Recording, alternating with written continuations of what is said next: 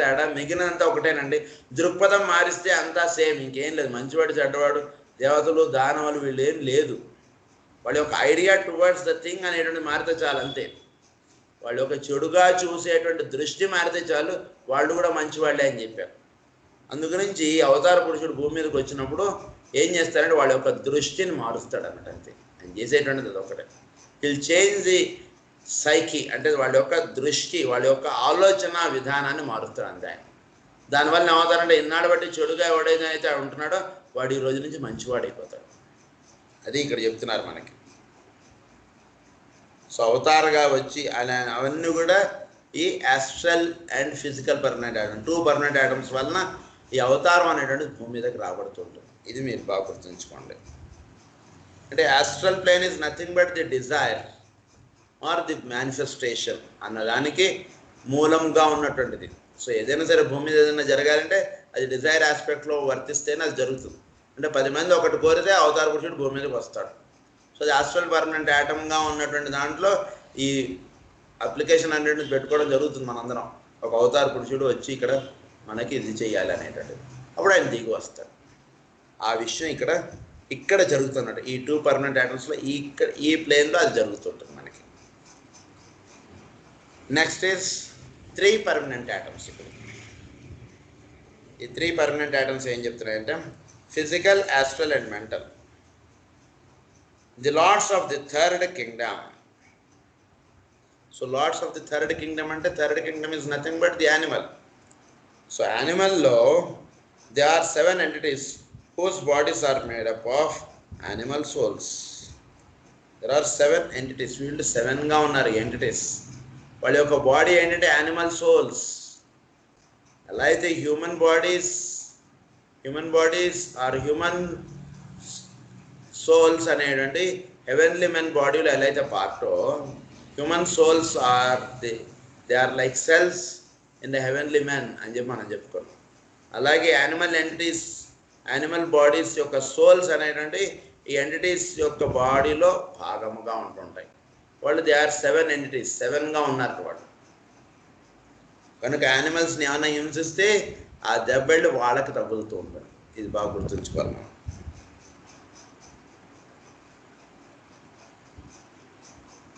So heavenly men embody for man.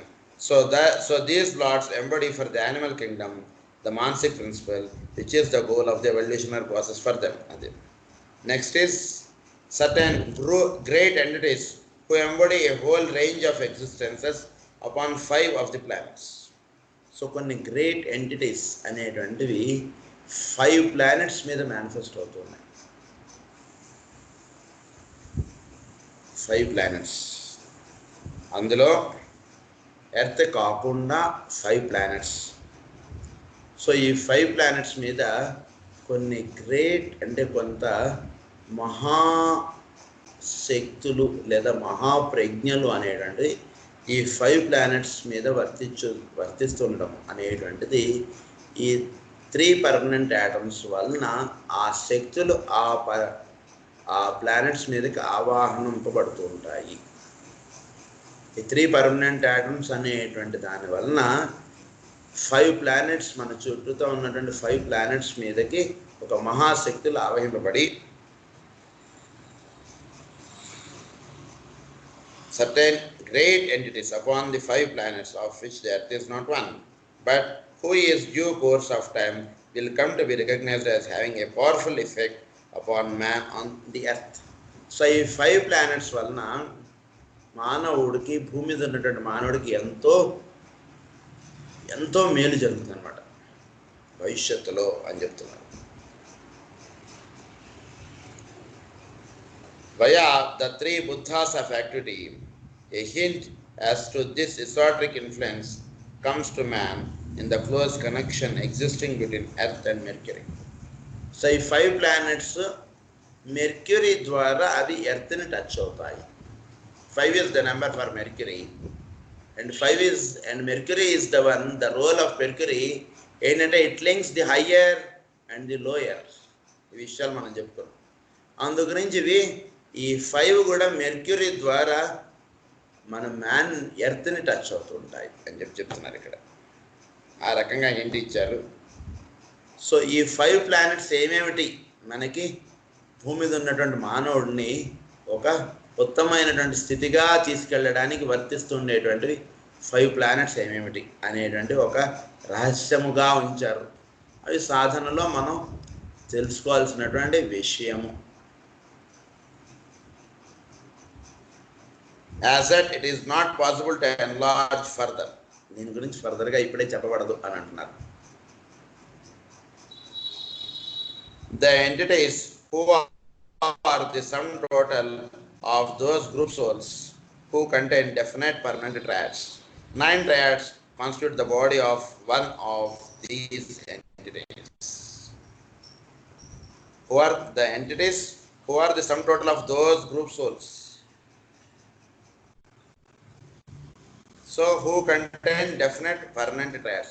ఈ పైన చెప్పినటువంటి వాళ్ళకి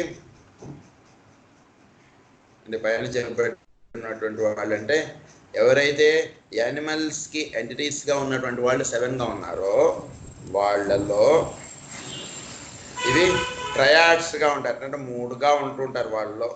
సో టోటల్గా 9 triads constitute the body of one of these entities. So 9 triads form the one of the body entities అని చెప్తున్నారు.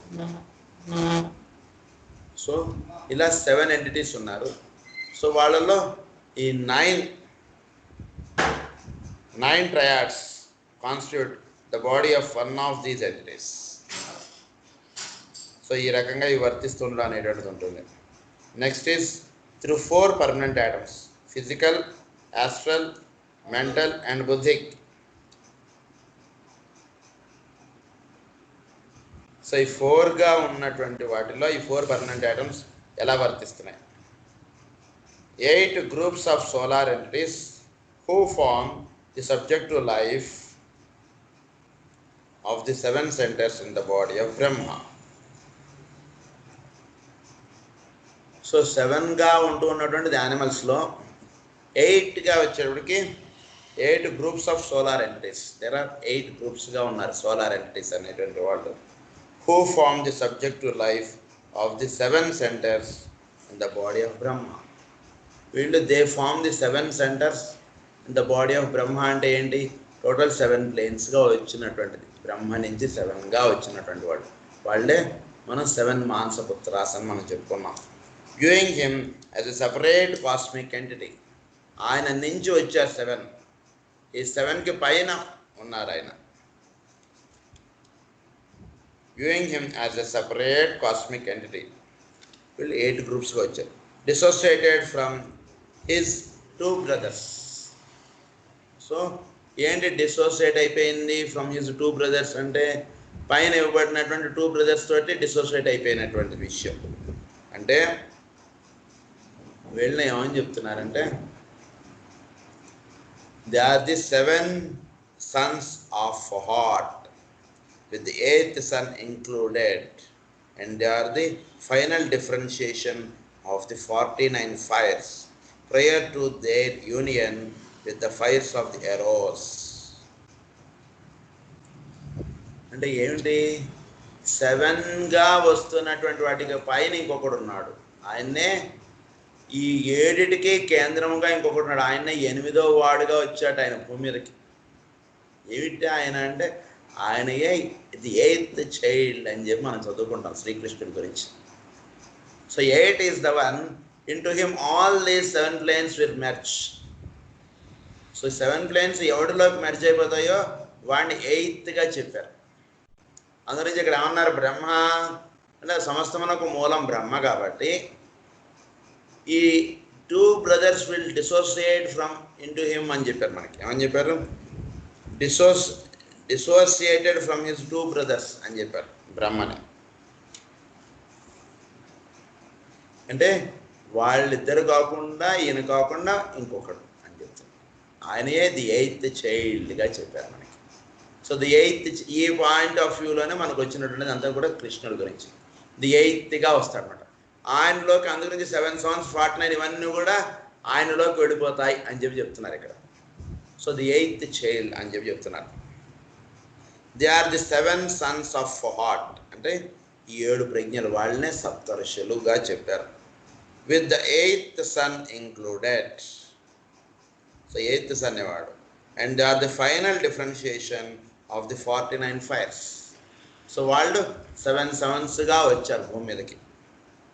49 fires అని అన్నారు వాళ్ళని. ప్రయర్ టు దేర్ యూనియన్, అంటే ప్రతి ప్లేన్లోనూ 7గా దిగి వస్తున్నటువంటి వాళ్ళు ఎవరంటే వీళ్ళే. ప్రతి ప్లేన్లోనూ 7గా వస్తున్నటువంటి వాళ్ళు ఎవరంటే వీళ్ళే, ఈ సప్తఋషులే. ఈ 7గా వస్తున్నటువంటిది వాళ్ళే, 7 sons అని అన్నారు.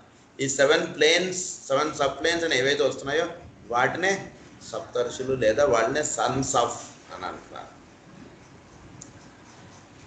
They are the final differentiation of the 49 fires. Prior to their union with the fires of Eros, thus is it expressed by HPV. That entity who works through the form of a planetary occult hierarchy. ఏంటి entity? That entity who works through the form. ఏంటి form అంటే ఒకే ఒక form ఉంది పైనుంచి కింద దాకా, అదే సృష్టి. సృష్టి అనేటువంటిది ఒక form. That entity who works through the form of a planetary occult hierarchy. Planetary occult hierarchy అంటే ఈ సప్తర్షులు. Using it as his body of manifestation. Using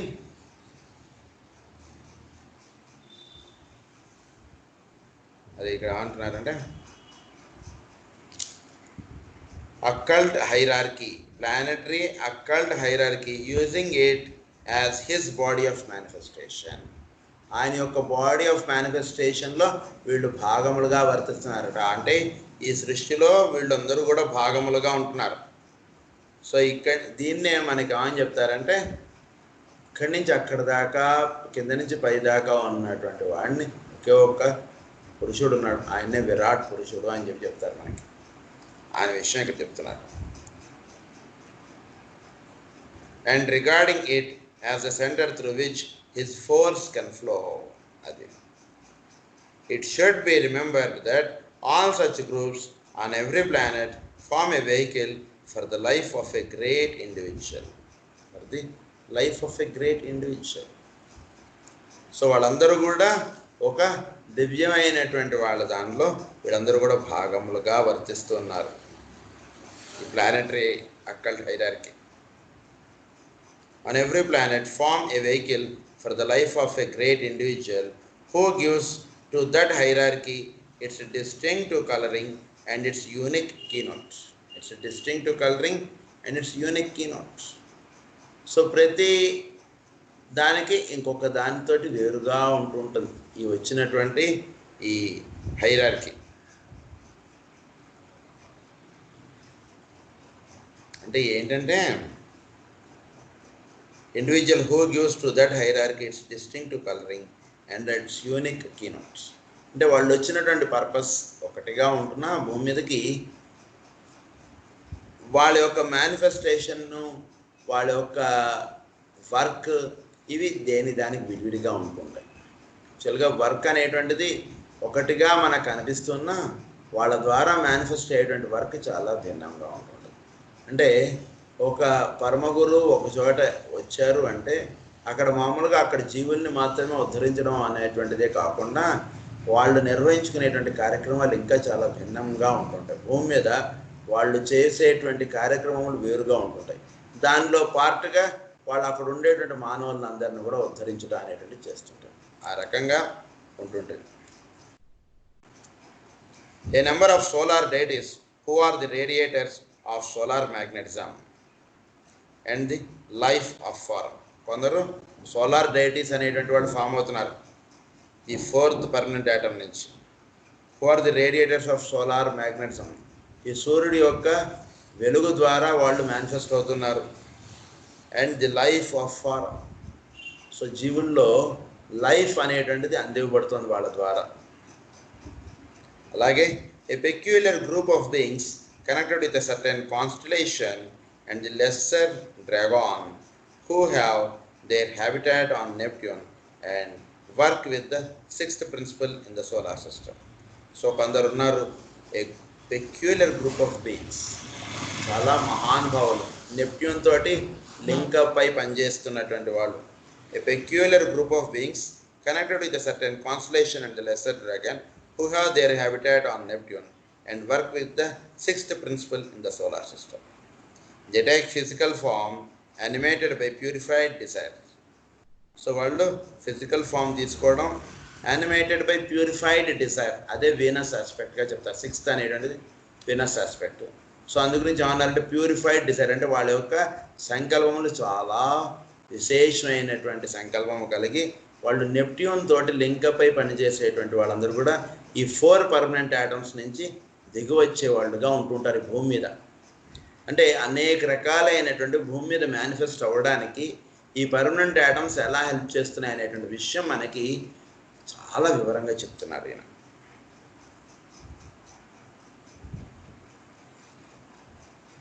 They take physical form animated by purified desire, controlled by mind, and are the dispensers of love wisdom by means of certain of the halls of wisdom. ఇది చాలా విశేషమైనటువంటి word, halls of wisdom అని అన్నారు. Halls of wisdom అంటే వాళ్ళు ఉండేటువంటి state of consciousness అని అర్థం. అంటే చాలా మహానుభావులు, వాళ్ళు ప్రేమ జ్ఞానము కలిగి ఉంటారు. అవి రెండు వాళ్ళు ఎప్పుడు పంచి పెడుతూ ఉంటారు. అంటే భూమి మీద జీవిస్తూ ఉండేటువంటి మహర్షులు మహానుభావులు నెప్ట్యూన్ ప్లానెట్ తోటి లింకప్ ఉంటారు. నెప్ట్యూన్ ప్లానెట్ని మనకి పురాణాల్లో ఏమని రాస్తారంటే గోలోకము అని రాస్తారు. దాన్నే ది 8th చైల్డ్గా ఉన్నటువంటి శ్రీకృష్ణుడు గోలోకమునకు సంబంధించిన వాడుగా మనకి పురాణాలు చెప్తుంటాయి. సో ఆ ప్లేన్కి సంబంధించినటువంటి వాళ్ళు అలా శ్రీకృష్ణుని ఆ విధముగా ధ్యానం చేసేటటువంటి వాళ్ళందరూ కూడా ఈ కోవకు వస్తారు. వాళ్ళందరూ కూడా అంటే గోపికలు, గోపబాలకులు, వాళ్ళందరూ కూడా ఈ 4 పర్మనెంట్ ఆటంలోకి సంబంధించినటువంటి వాళ్ళందరూ కూడా.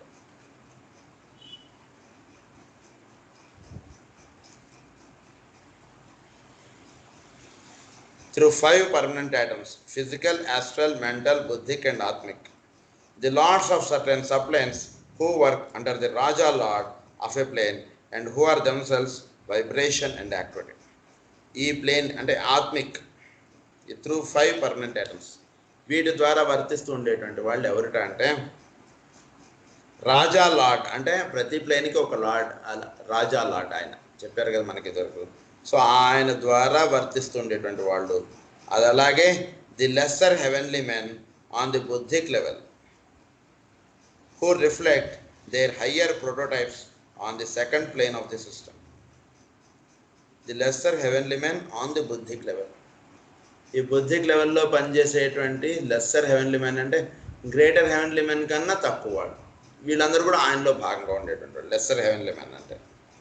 On the buddhic level who reflect their higher prototypes on the second plane of the system. The entities who are the sum total of group consciousness on egoic levels, remembering that these groups are differentiated and are formed of aggregates of 7. Until there are formed 49 groups of 7, egoic vehicles formed one group, which is the body of this lesser solar deity. So ఇవన్నీ కూడా గ్రూప్స్గా ఉంటుంటారు. Entities who are the sum total of group consciousness on egoic levels. So కొందరు మహానుభావులు అంటే గ్రూప్స్గా ఉండి మనం ధ్యానం చేసుకోవడం వల్ల మాత్రమే మనం ఉద్ధరింపడతాం. వాళ్ళు కూడా గ్రూప్గా ఉన్నటువంటి వాళ్ళకి లింకప్గా పనిచేస్తున్నాం అని మనకు వస్తుంది. కానీ ఇండివిజువల్గా ఎవడైతే సాధన చేసుకుంటూ ఉంటాడో వాడికి లింకప్గా మేము అందరం పనిచేస్తుంటాం అని ఎక్కడా లేదు మనకి. సో అది మీరు బాగా గుర్తుంచుకోండి. సో ఆ రకంగా ఏర్పడినటువంటి వాళ్ళందరినీ కూడా లీడ్ చేయడం అనేటువంటిది ఉంటుంది. This has been somewhat stated before what it has been announced that a master with his particular band of disciples and initiates form a group or force centre. So ఒక particular master అనేటువంటి వారు ఒక type of group of పీపుల్ని లేదా ఆయన కింద ఉండేటువంటి శిష్యులు వాళ్ళందరూ కూడా ఒక గ్రూప్ ఆఫ్ పీపుల్ని లీడ్ చేయడానికి భూమి మీదకి వచ్చేటువంటి వాళ్ళందరూ కూడా ఈ 5 పర్మనెంట్ ఆటమ్స్కి సంబంధించినటువంటి వాళ్ళు. దే హ్యావ్ 5 పర్మనెంట్ ఆటమ్స్, అది అలా మీరు గుర్తుంచుకోండి. These groups have their permanent atoms as to all lives seeking object to expression. So వీళ్ళు పర్మనెంట్ యాటమ్స్ అనేటువంటి వాటి ద్వారా వీళ్ళు ఆబ్జెక్టివ్ ఎక్స్ప్రెషన్ అనేటువంటిది వాళ్ళ నుంచి వస్తుంటుంది. Master with his particular band of disciples and initiates form a group or force another. The entities who are the sum total of the vegetable kingdom in its diversity of manifestation in different globes, chains and schemes. Kondaru, the entities who are the sum total of vegetable kingdom. అలాగే vegetable Kingdom సంబంధించినటువంటి వాళ్ళు కూడా ఈ ఆత్మిక్ లెవెల్స్లో పనిచేస్తున్నటువంటి 5 permanent atoms యొక్క వాళ్ళగా vegetable Kingdom నుంచి ఉన్నారు. In it's diversity of manifestation in different globes. So అనేక రకాలైనటువంటి గ్లోబ్స్లోను, చైన్స్లోను, స్కీమ్స్లోను ఈ వెజిటబుల్ కింగ్డమ్కి సంబంధించినటువంటి ఎంటిటీస్ అందరూ కూడా ఈ 5 పర్మనెంట్ యాటమ్స్ ద్వారా వర్తిస్తున్నారని చెప్తున్నారు మనకి. పర్లేదు 5,000 రూపాయలు through 6 permanent atoms: physical, astral, 2 mental, buddhic and atmic. So 6 permanent atoms ద్వారా భూమి మీదకి వచ్చేటువంటి వాడే పురాణ పురుషుడు. ఆయన్నే మ్యాన్ అని అన్నారు. ఇక్కడ మ్యాన్ అని చెప్పారు. 6 permanent atoms. All that is here stated is an enlargement of the data given above the army of the voice. వీళ్ళందరినీ ఏమంటారంటే ఆర్మీ ఆఫ్ ది వాయిస్ అంటారు. ఈ 6 పర్మనెంట్ atoms-గా భూమి మీదకి వచ్చినటువంటి వాళ్ళని ఆర్మీ ఆఫ్ ది వాయిస్ అంటారు. And the endeavour to show that many divers lives all embodying lesser lives are embodied in greater ones themselves. అది మెనీ డైవర్స్ లైఫ్స్ అదంటే హయ్యర్గా ఉన్నటువంటి వాళ్ళు, లోవర్గా ఉన్నటువంటి వాళ్ళు are to be found within the various schemes. వీళ్ళందరూ కూడా ఈ వేరియస్ స్కీమ్స్లో వీళ్ళందరూ వస్తున్నటువంటి వాళ్ళందరి గురించి కూడా ఆర్మీ ఆఫ్ ది వాయిస్గా మనకు చెప్పారు వీళ్ళని. సో ఈ రకంగా మేనిఫెస్టో వస్తున్న వీళ్ళందరినీ ఏమన్నారంటే ఆర్మీ ఆఫ్ ది వాయిస్ అన్నారు. అంటే భూమి మీదకి దిగి వచ్చినటువంటి దివ్యమైనటువంటి వాళ్ళ నుంచి సమస్తమును ఆర్మీ ఆఫ్ ది వాయిస్గా చెప్పారు. We have dealt only with those likewise which are superhuman or human, with those who have been or are men. అంటే దివ్యమైనటువంటి ప్రజ్ఞలుగా ఉన్నటువంటి వాళ్ళ గురించి మనం చెప్పుకున్నాం. We have not dealt with the subhuman or with the lunar lords. మనం ఇక్కడ సబ్హ్యూమన్గా ఉన్నటువంటి వాళ్ళు లేదా లోనార్ లార్డ్స్ వాళ్ళనే పితృదేవతలు అనేటువంటి వాళ్ళ గురించి మనం చెప్పుకోలేదండి. ఆ విషయం కూడా మీకు చెప్తా ఉంటున్నారు వాళ్ళు. ఏంటిట వాళ్ళు? Are lesser pitris for their day is not at and they progress as the tide of evolution progresses. వాళ్ళకి ఇంకా సో వాటిలో ఇంకా ఒక అంటే వాళ్ళు దే ఆర్ దే అవైటింగ్, వాళ్ళు ప్రజ్ఞకై వాళ్ళు వేచి ఉన్నటువంటి వాళ్ళు భూమి మీదకి మేనిఫెస్ట్ అవ్వడానికి వాళ్ళు వేచి ఉన్నటువంటి వాళ్ళు. కాబట్టి వాళ్ళని ఏమన్నారంటే unconsciously and not self consciously.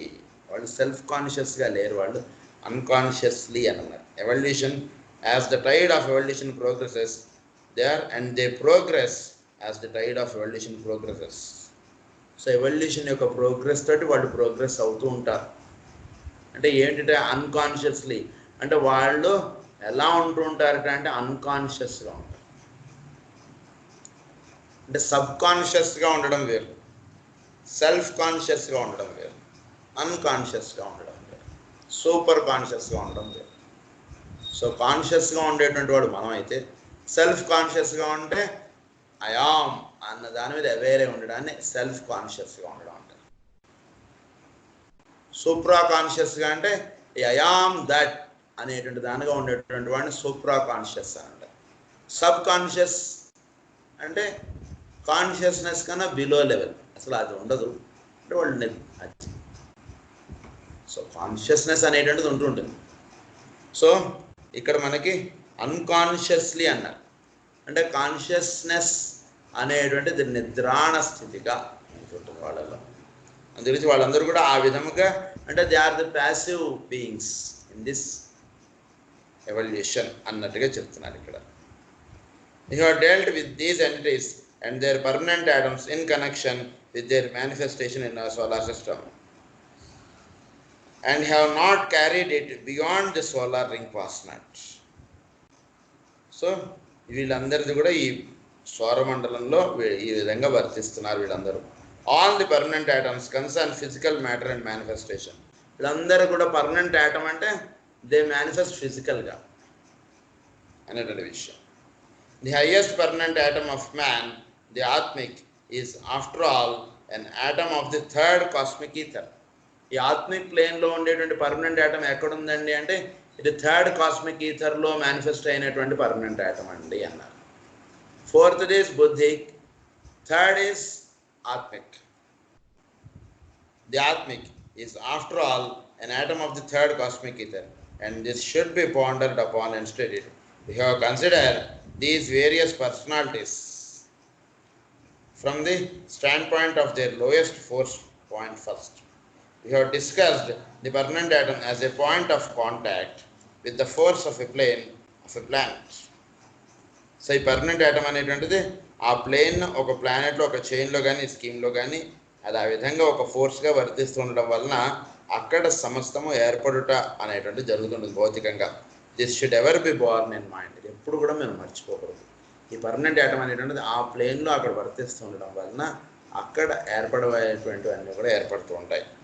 అదే మళ్ళీ ఒకసారి మీకు చెప్తాను. We have considered these various personalities. వీటన్నిటి గురించి మనం చెప్పుకున్నాం.